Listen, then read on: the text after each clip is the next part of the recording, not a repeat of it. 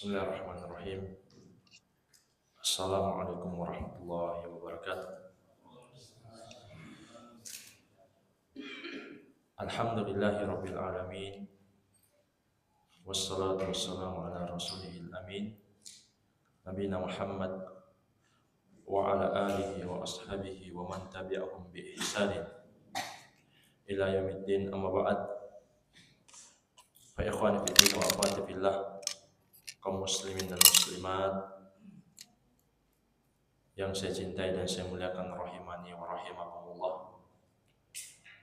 Kita kembali bersyukur kepada Allah Subhanahu wa taala yang sampai hari ini Allah terus curahkan kepada kita nikmat demi nikmat, sehingga kita telah selesai lagi menegakkan ibadah besar salat maghrib secara berjamaah. Dan Allah Subhanahu wa taala mengingatkan, wa in ta'uddu nikmatallahi la tuhsuha.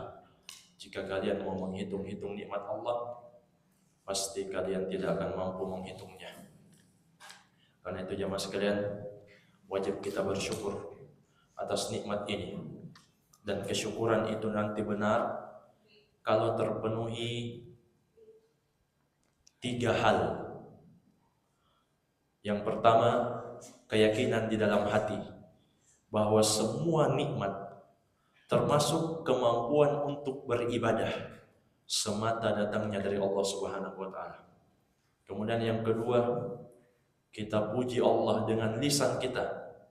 Kita agungkan Allah, bersyukur kepadanya atas nikmat yang Allah curahkan kepada kita. Kemudian yang ketiga, kita gunakan nikmat yang Allah berikan kepada kita untuk taat di jalannya. Siapa yang melakukan 3 hal ini, maka dia telah teranggap orang yang bersyukur. Dan Allah Subhanahu wa taala telah menjamin, la in syakartum la azidannakum. Jika kalian bersyukur, la azidannakum, maka pasti saya akan tambah. Kenapa ada 3 kalimat pasti di situ jamaah sekalian? Sebab la azidanna, kalau kita belajar sedikit bahasa Arab, dia fi'il mudhari. Fi'il mudhari yang bersambung dengan nun taukid. Iya. Jadi fi'il mudhari bersambung dengan nun taukid. Kemudian didahului dengan lam. La azidanna, maka pasti sebelumnya ada sumpah. Iya. Jadi 3 penguat. Sumpah, kemudian ada lam, kemudian ada nun taukid. Jadi seakan-akan Allah Subhanahu wa taala menegaskan, jika kalian bersyukur memenuhi 3 hal tadi, yakin nikmat semata datang dari Allah. Puji Allah. Jangan puji orang lain, jangan puji diri kita. Kemudian gunakan nikmat itu untuk taat di jalannya. Maka apa kata Allah? La azidannakum, maka pasti saya akan tambah. Itu makna ayat ini. Iya. Jadi wajib kita bersyukur. Itulah cara untuk menjaga nikmat. Kemudian kita lanjutkan sejenak dengan duduk-duduk. Taklim. Iya. Mempelajari agama Allah Subhanahu wa taala. Insyaallah taala kita lanjutkan kajian kitab Sahih Al-Adabul Mufrad, hadits-hadits sahih yang diambil dari kitab Al-Adabul Mufrad karya Amirul Mukminin fil Hadits Abu Abdullah Muhammad bin Ismail Al-Bukhari rahimahullahu taala. Sudah sampai ke bab dosa orang yang memutuskan silaturahim. Kata penulis rahimahullah, innar rahimah syajanatun minar rahman. Sesungguhnya rahim itu dari nama Allah Ar-Rahman. Taqul ya Rabbi inni dhulimtu, ya Rabbi inni quti'tu, ya Rabbi inni. Rahim mengadu kepada Allah, dan kita sudah sebutkan juga haditsnya ini. Mirip dengan hadits ini. Rahim mengadu kepada Allah. Kita pahami secara zahirnya. Bahkan bahwa rahim itu berbicara nanti. Sesungguhnya saya dizolimi. Wahai Rabbku, sesungguhnya saya diputuskan. wahai Rabbku, sesungguhnya saya seperti ini, sesungguhnya saya seperti ini. Iya. Jadi ini pengaduan rahim kepada Allah Subhanahu wa taala. Dan jemaah sekalian, termasuk manhaj Ahlus Sunnah dalam memahami ayat-ayat dan hadis yang secara asal itu dipahami secara zahir. Iya. Tidak boleh kita takwil-takwil. Tidak boleh kita takwil-takwil. Itu manhaj Ahlus Sunnah. Asalnya dipahami secara zahir. Iya. Kecuali ada dalil yang memalingkan makna zahir tersebut. Kecuali ada dalil. Kemudian kata penulis rahimahullah, fayujibuha, ketika rahim mengadu kepada Allah, maka Allah menjawab, ala tardaina an aqta'a man qata'aka, atau man qata'aki wa asila man wasalaki. Senangkah kamu jika saya memutus orang yang memutusmu dan saya menyambung orang yang menyambungmu? Ini mirip dengan hadis yang telah lewat. Maksudnya, siapa yang menyambung silaturahim, Allah akan sambung dia. Maksudnya Allah akan tolong, mudahkan semua urusannya. Tapi sebaliknya, siapa yang putus tali silaturahim, Allah tidak akan tolong, Allah akan tinggalkan dia.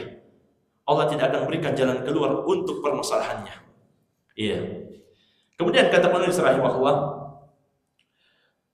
di dalil berikutnya, An Sa'id bin Sam'an qala sami'tu Abu Hurairah yata'awwad min imaratis sibyan was-sufaha. Kata Sa'id bin Sam'an, saya pernah mendengar sahabat yang mulia Abu Hurairah radhiyallahu anhu minta perlindungan kepada Allah dari kepemimpinan anak kecil dan orang-orang safih. Iya, orang-orang safih itu jamaah sekalian maknanya pikirannya mudah berubah-ubah, tidak punya ketetapan dalam pendirian. Iya, mudah terprovokasi. Itu safih, jamaknya sufaha. Maka Abu Hurairah berlindung dari dua orang ini. As-sibyan, jamak dari sobi, anak kecil yang belum sampai usia muda. Iya. Sebagian ulama mengatakan sebenarnya ini tidak ada hubungannya dalam bab ini. Berlindung kepada kepemimpinan orang kecil dan orang yang safih. Tapi sebagian ulama menyebutkan bahwa kalau kita mau hubungkan yang namanya anak kecil dan orang yang tidak konsisten dalam berpikir, itu tidak terlalu perhatian dengan hubungan kekerabatan, hubungan silaturahim. Jadi tetap ada hubungannya. Ini yang disebutkan oleh ulama kita. Dan juga alasannya, wallahu a'lam, untuk melengkapi bab tentang pembahasan dosa orang yang memutus silaturahim. Abu Hurairah sampai berlindung dari perbuatan tersebut. Iya. Kemudian kata penulis rahimahullah, bab uqubati qati'ir rahim fid dunya. Hukuman yang akan didapatkan orang yang suka merusak hubungan kekerabatan di dunia. Bukan berarti di akhirat tidak dapat lagi. Di dunia dapat, di akhirat juga tersimpan untuknya hukuman yang lain. Makanya kita baca. An Abi Bakrah qala Rasulullah sallallahu alaihi wasallam. Dari Abu Bakrah, sahabat yang mulia, beliau mengatakan Rasulullah sallallahu alaihi wasallam bersabda, "Ma min dambin ahra ayyu'ajjilallahu li sahibihi al-uqubah fid dunya ma'a ma yuddakharu lahu fil akhirah min qati'atir rahim wal baghi." Tidak ada satu dosa yang lebih pantas Allah segerakan hukumannya di dunia bersamaan dengan disimpan azabnya untuknya di akhirat, melebihi orang yang suka memutus hubungan kekerabatan. Demikian pula al-baghi. Al-baghi itu kezaliman. Al-baghi itu maknanya kezaliman. Jamaah sekalian, sebenarnya memutus silaturahim juga termasuk kezaliman. Kenapa disebut tersendiri dia? Ini biasanya agar supaya kita perhatian khusus di situ. Karena makna kezaliman apa jamaah sekalian? Kezaliman itu lawan dari hikmah. Kezaliman itu maknanya wad'u syai' fi ghairi mawdi'ihi, meletakkan sesuatu bukan pada tempatnya, itu zalim. Kenapa orang musyrik dikatakan zalim? Karena dia menyerahkan, meletakkan ibadah bukan kepada zat yang berhak diibadahi. Makanya Allah sendiri katakan dalam Al-Quran, inna syirka la zulmun azim, sesungguhnya kesyirikan itu benar-benar kezaliman yang terbesar. Kenapa? Karena ada orang yang meletakkan ibadah bukan pada zat yang berhak diibadahi. Makanya kaum musyrikin juga disifatkan dalam Al-Quran minal zalimin, mereka dari orang-orang yang zalim. Dan kezaliman terbesar adalah kezaliman kepada Allah Subhanahu wa taala. Makanya jamaah sekalian, Allah Subhanahu wa taala juga mengingatkan dalam surah Al-Anfal di ayat yang ke-25 tentang orang yang tidak mau ikut andil merubah kezaliman. Dia punya kemampuan sebenarnya untuk merubah kezaliman, untuk menasehati, tapi dia diam-diam saja. Maka Allah ingatkan dalam surah ini, surah Al-Anfal di ayat yang ke-25, wattaqu fitnatan la tusibanna alladziina zalamu minkum khassah.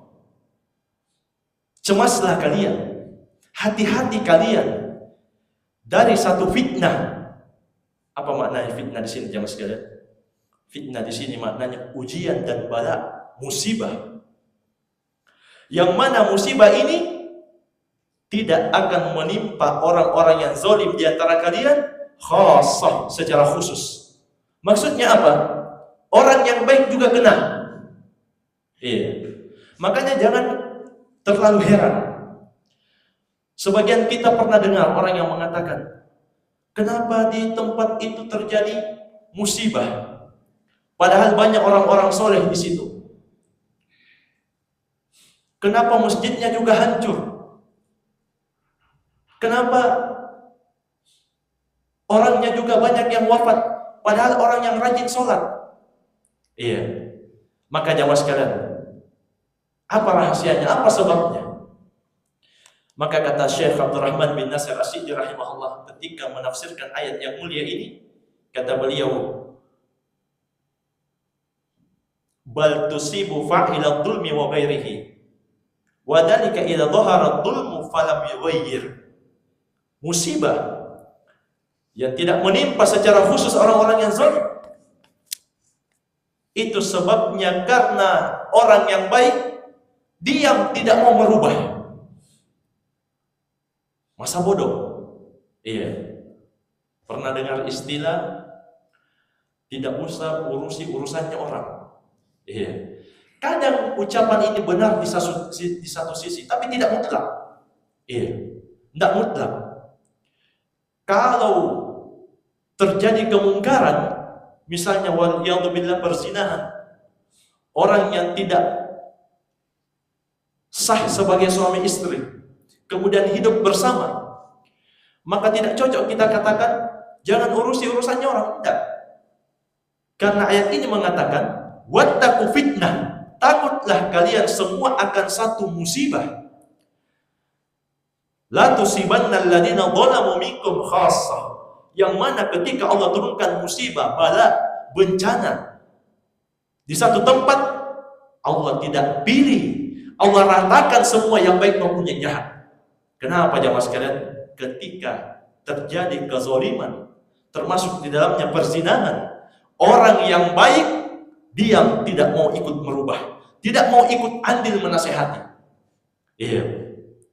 Fa inna uqubatahu ta'ummul fa'il wa ghairahu, kata Syekh, berdasarkan ayat ini, maka musibah itu dikhawatirkan menimpa pelakunya langsung, demikian pula orang sekitarnya. Iya, jadi jangan kaget. Orang-orang soleh pun bisa ditimpa. Kapan itu? Kalau dia diam, tidak mau merubah kemungkaran. Iya. Kemudian kata Syekh As-Sa'di rahimahullah, wa taqwa hadhil fitnah bin nahyi 'anil munkar wa qam'i ahli syarr wal fasad. Kunci rahasia untuk terhindar dari musibah ini dengan nahi mungkar dan mencegah, melarang orang-orang yang akan melakukan perbuatan buruk dan kerusakan. Wa alla yumkinu minal ma'asi wal dhulmi mahma amkan, supaya mereka berhenti dari kemaksiatannya, kezalimannya, bagaimanapun caranya, sebisa mungkin. Iya. Jadi jamaah sekalian, ketahuilah bahwa kalau orang-orang baik itu diam, sebenarnya dia mampu merubah, tapi dia diam, maka khawatirlah akan ditimpa bencana. Allah tidak pilih, Allah ratakan semua. Dan kerusakan yang paling rusak di muka bumi adalah ketika orang itu menyembah selain Allah Subhanahu wa taala. Perhatikan aja mas sekalian. Orang yang melakukan kesyirikan, Allah sebutkan dalam Al-Qur'an, langit, bumi, gunung-gunung semuanya hampir hancur karena takut kepada Allah.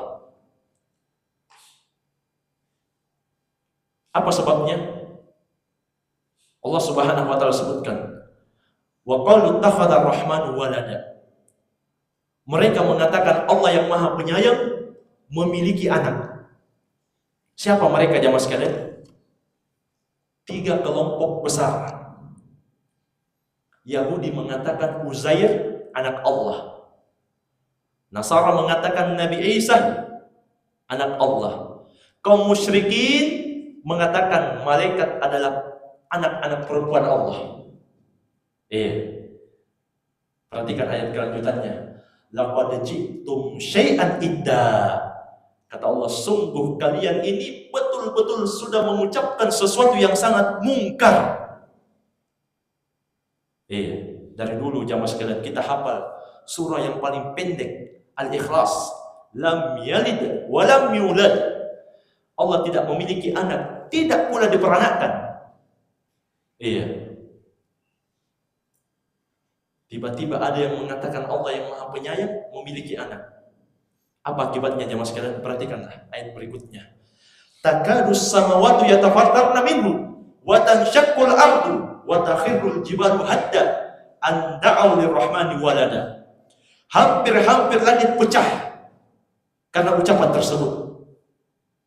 Gunung-gunung pun runtuh dan bumi pun terbelah karena mereka mengatakan Allah yang Maha Penyayang memiliki anak. Kata Ibnu Abbas radhiyallahu anhuma, seandainya Allah tidak menahan langit, gunung, dan bumi, pasti mereka sudah hancur berkeping-keping. Kenapa? Karena mereka tahu Allah sedang marah, mereka takut kepada Allah. Bayangkan jemaah sekalian, kerusakan yang diakibatkan oleh kesyirikan. Syirik dalam apa? Dalam bidang apa ini? Mengatakan Allah memiliki anak. Syirik dalam nama-nama dan sifat. Mereka mensifatkan Allah bukan pada sifatnya. Itu syirik dalam asma wa sifat. Jadi perhatikan jemaah sekalian. Langit, bumi, gunung hampir hancur karena takut kepada Allah.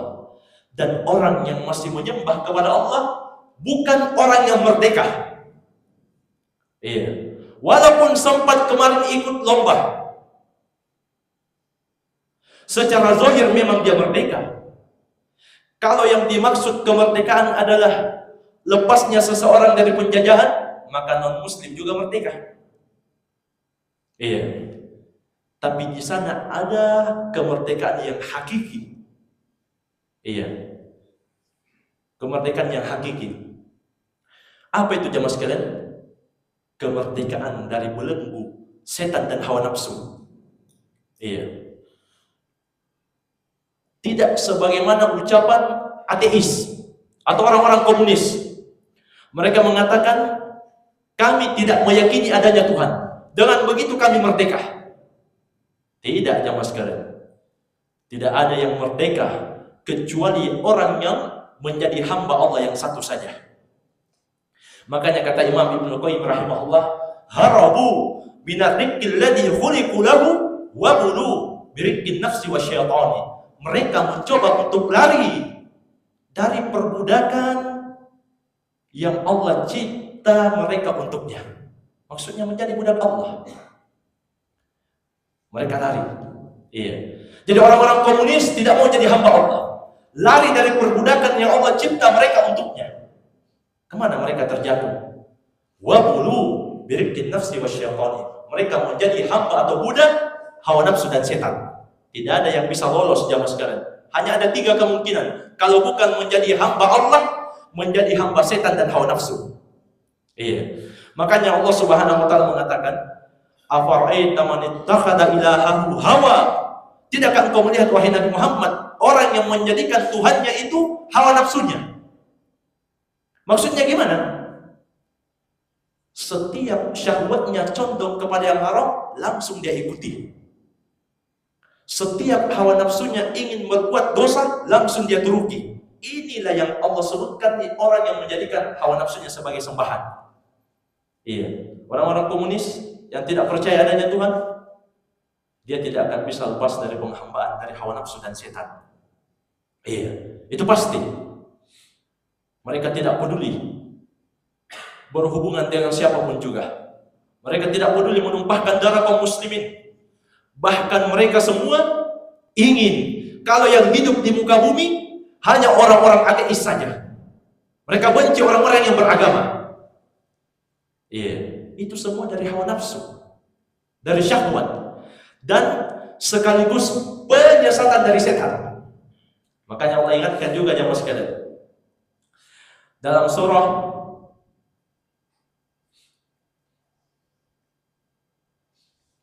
Az-Zukhruf ayat yang ke-36. Wa may yakhshu an dzikrir rahman nuqayyid lahu syaitanan fahuwa lahu qarin. Siapa saja, kata Allah, siapapun dia, kaya, miskin, tinggi jabatannya, rendahan, kalau berpaling dari Al-Quran mengingat Allah yang Maha Penyayang, nuqayyid lahu syaitanan fahuwa lahu qarin. Allah katakan, akan kami jadikan setan itu temannya, dan setan adalah korinnya. Korin itu jamaah sekalian selalu ada bersamanya. Iya. Dia tidak kesurupan, tapi setan selalu ada bersamanya. Kapan itu? Ketika dia berpaling dari mengingat Allah Ar-Rahman. Nuqayyid lahu syaitan fahuwa lahu qarin. Di situ nuqayyid fi'il mudhari dijazm. Majazum, sebelumnya ada syarat. Jadi seolah-olah Allah katakan, siapa yang berpaling dari mengingat Allah yang Maha Penyayang, berpaling dari mempelajari Al-Quran, pasti setan akan jadi sahabatnya. Iya. Jadi tidak ada yang merdeka di muka bumi kecuali dia yang beribadah kepada Allah yang satu saja. Karena kalau dia tidak beribadah kepada Allah, dia akan beribadah kepada setan dan hawa nafsu. Kita tutup dengan nasihat Syekh Shalih Al-Fauzan hafizahullah taala dalam kitab Bayan Ma'ani fi Syarh Muqaddimah Ibni Abi Zaid Al-Qayrawani rahimahullah taala. Beliau punya komentar yang sangat bagus tentang kemerdekaan. Iya, ini momen-momen kemerdekaan. Kita harus tahu siapa yang merdeka, siapa yang belum merdeka. Iya. Kata Syekh Shalih Al-Fauzan, al-hurriyatus sahihah hiya ittiba'ul kitabi was sunnah. Kemerdekaan yang sahih, yang benar, yang hakiki adalah kemerdekaan orang yang mengikuti Alkitab was sunnah. Iya. Jamaah sekalian, Nabi katakan semua di dalam neraka kecuali satu, yang mengikuti aku dan para sahabat. Maksudnya yang mengikuti Al-Quran dan Sunnah. Kemudian kata Syekh Shalih Al-Fauzan, li'annahuma, karena mengikuti Alkitab was Sunnah, yuharriran al-uqul wa yuharriran al-abid minal ahwa, minas syahwat, wa minal afkar, wa minal arad, ad-dallah wasyadah. Karena mengikuti Al-Quran dan Sunnah akan membuat hamba merdeka dari mengikuti hawa nafsu, syahwat, pemikiran-pemikiran dan pendapat-pendapat yang sesat dan menyimpang. Iya. Kenapa jemaah sekalian? Karena Nabi mengatakan, ma in tamassaktum bihima lan tadillu abada. Selama kalian berpegang teguh dengan Al-Quran dan Sunnah, kalian tidak akan tersesat selama-lamanya. Itu kunci, Al-Quran dan Sunnah. Makanya jangan heran kalau ada orang yang berusaha menggembosi ucapan yang mulia ini. Apa yang dia katakan? Katanya, siapa kamu mau langsung kembali kepada Al-Quran dan Sunnah? Iya. Siapa kamu mau langsung memahami Al-Quran dan Sunnah tanpa pemahaman para ulama? Mereka salah paham. Iya. Al-Quran dan Sunnah itu pokok. Iya. Ulama itu penjelas. Iya. Jadi bedakan. Al-Quran dan Sunnah pokok, ulama itu penjelas yang membantu seseorang memahami Al-Quran dan Sunnah. Dan yang namanya penjelas kadang benar, kadang salah. Makanya itu kita bilang, kata Syekh Muhammad Nasr Musa, hafizahullah, kadang kamu lihat Salafi, dia menjadi Syafi'i. Di satu waktu dia menjadi Hanafi. Di satu waktu dia menjadi Hambali. Di satu waktu dia menjadi Maliki. Maksudnya apa? Di mana dalil itu berputar, di mana dalil itu yang sahih dipegang oleh salah satu madhab, itu yang dia ikuti. Itu maksudnya. Maka kata Syekh Shalih Al-Fauzan hafizahullah, kemerdekaan yang hakiki berpegang dengan Al-Quran dan Sunnah. Kemudian kata beliau, bal yuharriranin nas min ibadatil asjar wal ahjar wa syaitan wa tawagid. Berpegang dengan Al-Quran dan Sunnah akan membuat orang-orang merdeka dari perbudakan penyembahan kepada batu-batu, pepohonan, setan-setan, dan tawagid, semua yang disembah selain Allah. Jamaah sekalian, hari ini masih menyembah patung-patung. Sudah zaman purba. Sekarang sudah zaman modern, dari zaman purba masih ada yang menyembah patung-patung. Maka Al-Quran dan Sunnah membuat akal merdeka. Wahadihi hiya hurriyatis sahihah. Kata Syekh Shalih Al-Fauzan, inilah hakikat kemerdekaan. Ketika kita berpegang dengan Al-Quran dan Sunnah, meninggalkan penyembahan kepada selain Allah, itu orang yang merdeka. Hakikat kemerdekaan. Walaupun dia tidak ikut lomba. Kemudian beliau tutup ucapannya, takunu bittiba'il kitab was sunnah wa amma mukhalafatul kitab was sunnah fahadhihi ubudiyah wa laysat hurriyah. Orang yang menyelisihi Al-Quran dan Sunnah setelah didatangkan ini dalilnya, ini nasnya, ini haditsnya, kamu salah di situ, tapi dia tetap melawan, membantah, menyangkal, maka kata Syekh Shalih Al-Fauzan, fahadihi ubudiyah, ini hakikat perbudakan, lesat hurriyah, bukan orang yang merdeka. Fayakununa abid ahwaihim wa abid afkarihim wa rakbatihim wa abid man qalladuhum ala dhalal. Maka jadilah dia kalau menyelisih Al-Quran dan Sunnah hamba atau budak hawa nafsu, budak pemikiran-pemikiran yang menyimpang, budak keinginan-keinginan yang salah, dan budak orang-orang yang mengajak mereka kepada kesesatan. Silahkan periksa jamaah sekalian. Kalau kita ikuti Al-Quran dan Sunnah, itu orang yang merdeka. Kalau pengertian merdeka lepas dari penjajahan, non-muslim maupun muslim tidak lagi dijajah hari ini. Tapi hakikat kemerdekaan jamaah sekalian, mereka yang beribadah hanya kepada Allah yang satu saja, tidak melakukan kesyirikan, tidak melakukan bid'ah, dan tidak melakukan maksiat, beribadah hanya kepada Allah yang satu saja. dan taat, ikut kepada Al-Quran dan Sunnah. Itu hakikat kemerdekaan. Dan kalau kita biarkan kezaliman itu tetap ada, kita mampu sebenarnya menasehati, maka hati-hati, takutlah akan satu musibah yang merata sebagaimana yang kita bacakan tadi dalam surah Al-Anfal.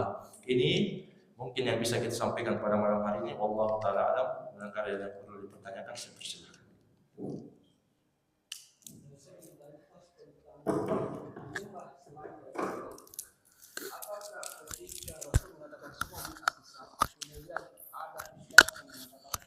Tidak semua itu bid'ah sesat, ada bid'ah hasanah. Apakah bisa kita katakan bahwa orang-orang yang mengikuti orang yang mengatakan bid'ah hasanah bisa dikatakan dia lagi menyembah ustaznya? Habib Kiai Sayyidina tokoh agamanya berdasarkan surah At-Taubah ayat 31, At-Tahassu Bapak min dunillah.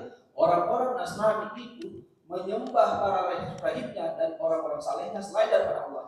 Dan ketika ayat ini dibacakan, ada yang terkejut salah seorang sahabat, dan kemudian Rasulullah menjelaskan apa yang dimaksud dengan menyembah, yaitu ketika Allah menghalalkan suatu perkara, tapi orang-orang salehnya, rahib-rahibnya itu menghalalkan perkara tersebut. Dan sebaliknya ketika Allah menghalalkan perkara tersebut, orang salehnya menghalalkan perkara tersebut, dan orang-orang banyak mengikuti apa yang dikatakan oleh rahib-rahib, maka terjatuhlah orang-orang itu dari perbuatan syirik Allah. Bisakah dikatakan seperti itu? Iya. Kemudian ini yang pertama. Yang kedua, Allah katakan dalam surah Jin ayat 18 bahwa sesungguhnya masjid-masjid itu adalah kepunyaan Allah, dan janganlah kalian menyembah sesuatu apapun di dalamnya.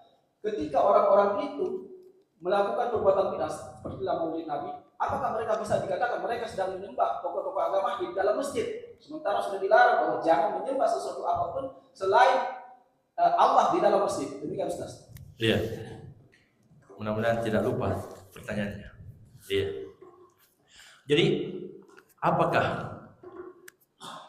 ada bid'ah hasanah? Iya. Karena sebagian ustadz mengatakan tidak semua bid'ah itu sesat. Iya. Jamaah sekalian, hadits Nabi SAW mengatakan, kullu bid'atin dolalah wa kullu dolalatin finnar. Setiap yang baru dalam agama. Apa itu bid'ah? Bid'ah adalah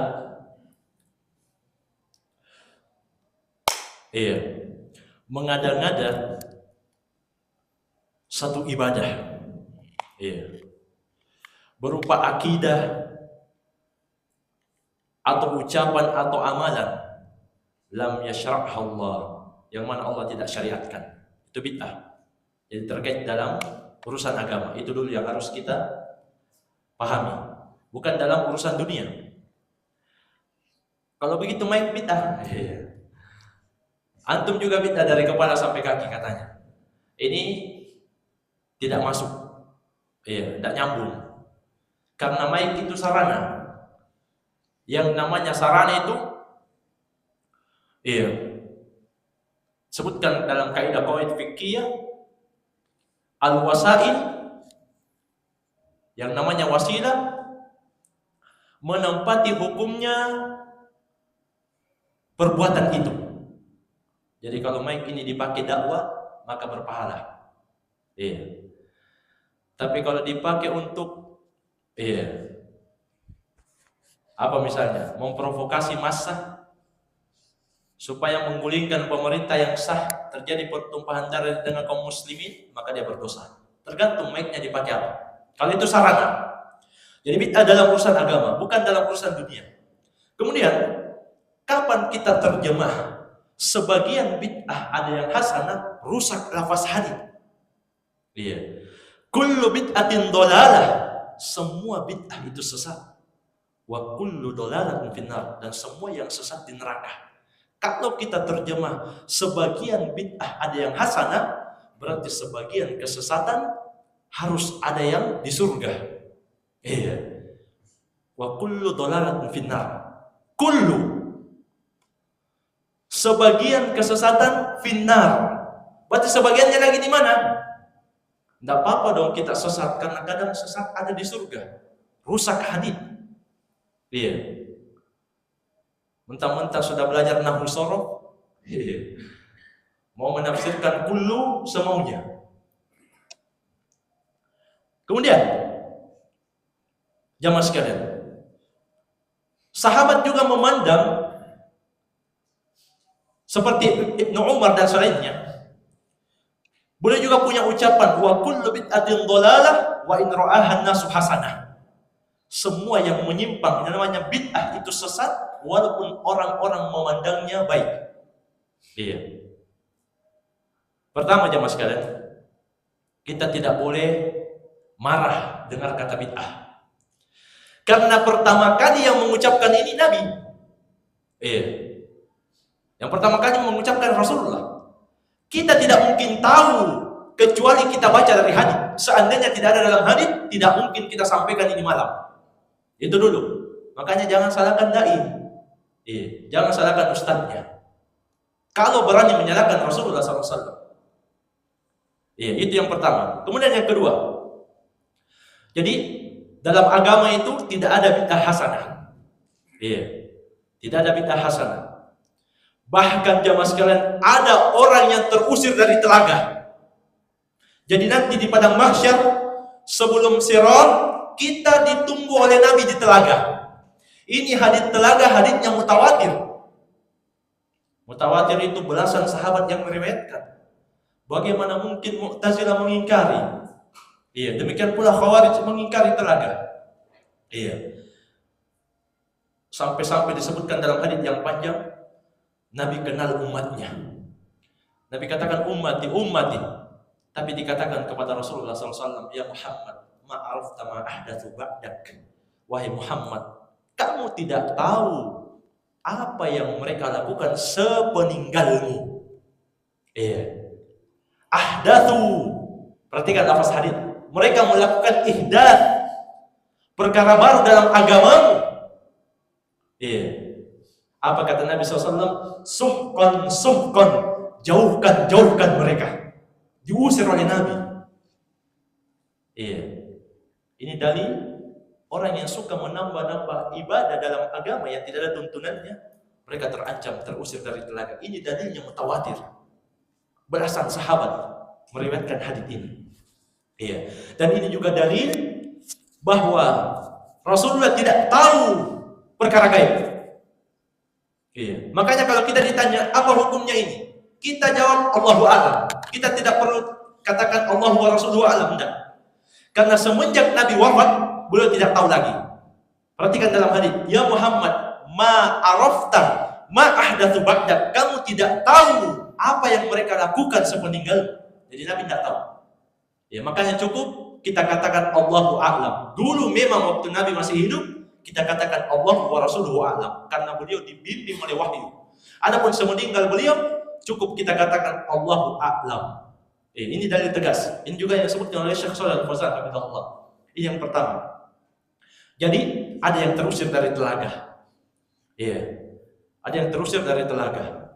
Di antaranya orang yang suka menambah-nambah ibadah dalam syariat yang tidak ada dalilnya.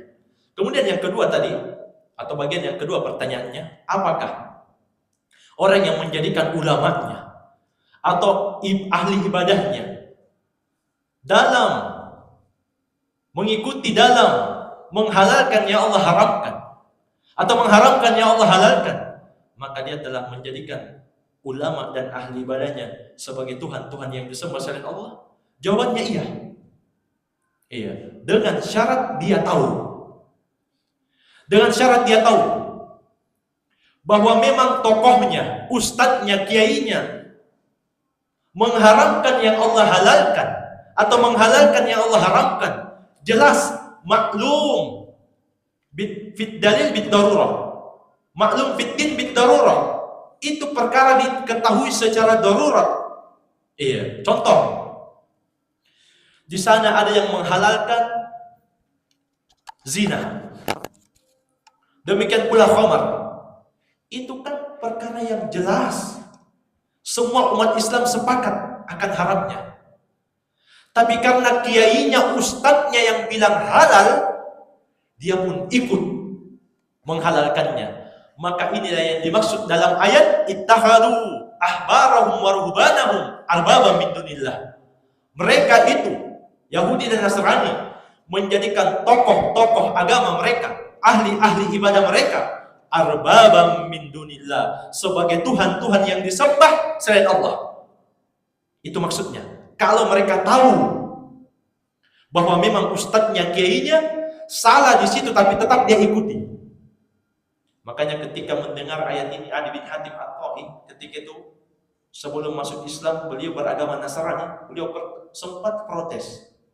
Ya Rasulullah, lasna na'buduhum. Wahai Rasulullah, kami tidak sembah ahli-ahli ibadah kami, rahim-rahim kami. Kami tidak sembah ulama kami. Kalau Yesus memang kami sembah. Tapi kalau ahli ibadah kami, tokoh-tokoh agama kami, kami tidak sembah. Maka Nabi SAW mengatakan, bukankah mereka mengharamkan apa yang Allah halalkan, kalian juga ikut mengharamkan? Dan sebaliknya, bukankah mereka menghalalkan apa yang Allah haramkan, kalian juga ikut menghalalkan? Kata Adi bin Hatim, fakultu bala, kalau itu benar ya Rasulullah. Maka Nabi SAW mengatakan, fatilka ibadatuhum, itulah penyembahan mereka kepada tokoh-tokoh mereka. Kalau mereka tahu, beda kalau mereka tidak tahu. Beda kalau mereka hanya taklid buta, membebek buta. Artinya apa? Karena ketokohan orang ini, hafalannya Masya Allah, iya, luar biasa, retorikanya sangat luar biasa, memukau sehingga orang-orang tertipu. Maka ini tidak dikatakan dia sedang menjadikan selain Allah atau tokohnya sebagai tandingan untuk Allah, tidak. Karena dia tidak tahu, dia tidak paham. Ya, kemudian yang terakhir, firman Allah Subhanahu wa taala, wa annal masajida lillah fala tad'u ma'allahi ahadan. Sungguh masjid-masjid itu milik Allah, jangan kalian menyembah siapapun juga di dalamnya bersama Allah Subhanahu wa taala, ahadan, siapapun dia, siapapun juga. Masjid di sini bisa maknanya kata ulama isim makan, bisa juga bermakna isim alat. Isim makan maksudnya tempat yang kita pakai sholat, tempat sujud. Ini isim makan. Kalau isim alat maksudnya 7 anggota sujud yang wajib turun ketika sujud. Anggota sujud. Iya. Apa diantaranya 7 itu? Ayo, ini rukun sholat. Harus ruku, harus sujud 7 anggota tubuh ini. Iya. Siapa yang bisa jawab? Saya yang tidak ada hadiah. Tapi doa saja. Iya. Doa. Barakallahu fikum. Semoga Allah memberkahi. 7 anggota sujud yang harus turun ketika sujud. Mayujib. Siapa yang mau jawab? Fadal.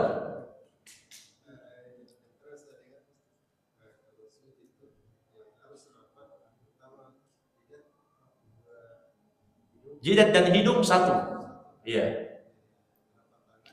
2, 3 berarti. Kedua lutut 5.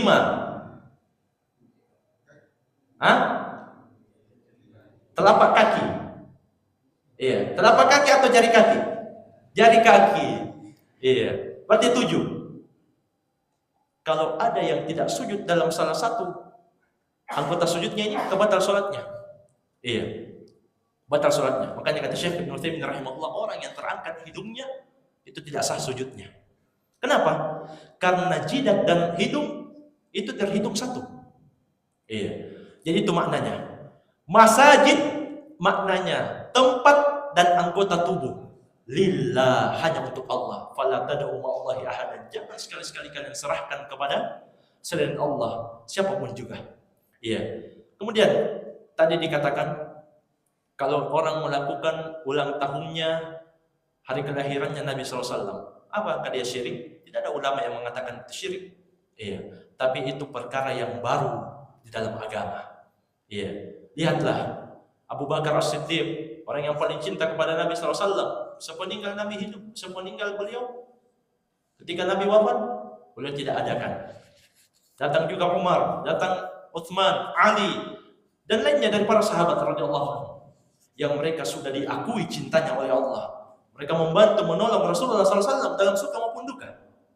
Tidak ada satupun riwayat, tidak ada satupun riwayat yang mengatakan mereka memperingati hari ulang tahun Rasulullah SAW atau hari kelahiran beliau SAW. Namun tidak ada juga ulama yang mengatakan itu adalah syirik. Iya, tidak ada. Hanya itu perbuatan yang baru yang tidak pernah dicontohkan. Bahasa syariatnya adalah bid'ah. Iya, jadi itu bahasa syariat. Tak boleh kita benci. Iya. Walaupun ada ulama yang mengatakan tidak mengapa, tapi jamaah sekalian ingatlah ucapan Imam Malik, kullu qaulin yu'khadhu wa yutrak illa sahib hadzal qabr. Semua ucapan orang siapapun juga, bagaimanapun dalamnya ilmunya, tingginya ketokohannya, luasnya ilmunya, kuatnya ibadahnya, kata Imam Malik, semua siapapun dia kecuali Rasulullah bisa diambil pendapatnya, bisa ditolak. Semua, siapapun dia, walaupun dia kibar, kecuali pemilik kubur ini, maksudnya Rasulullah SAW. Iya, tapi para ulama rahimahullah taala ketika mereka terjatuh dalam kesalahan, kita tidak jatuhkan kehormatannya, tapi bersamaan dengan itu kita tidak ikuti kesalahannya. Itulah orang yang lurus dalam beragama. Iya, jemaah sekalian mungkin saja secara ringkas Allah taala alam yang bisa kita bahas pada malam hari ini. Lebih dari kurang saya mohon maaf. Wabillahi taufik. Subhanaka wa bihamdik asyhadu an la ilaha illa anta astaghfiruka wa atubu ilaik. Wa sallallahu ala nabiyyina Muhammadin wa alihi wasallam wa akhiru da'wana alhamdulillahi rabbil alamin. Wassalamualaikum warahmatullahi wabarakatuh.